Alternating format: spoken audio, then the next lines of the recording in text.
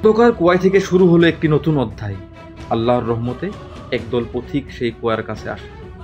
তারা পানি তোলার জন্য একটি বালতি নামায়। যখন তারা বালতি টেনে তুলে, তারা দেখে একটি শিশু।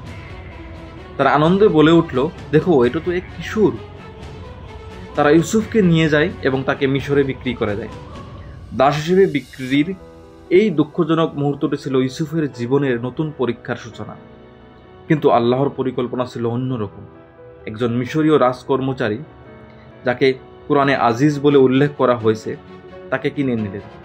তিনি বললেন তার স্ত্রীকে, তাকে ভালোভাবে দেখাশোনা করো, হতে পারে সে আমাদের কাজে আসবে, অথবা আমরা তাকে পুত্র হিসেবে গ্রহণ করব।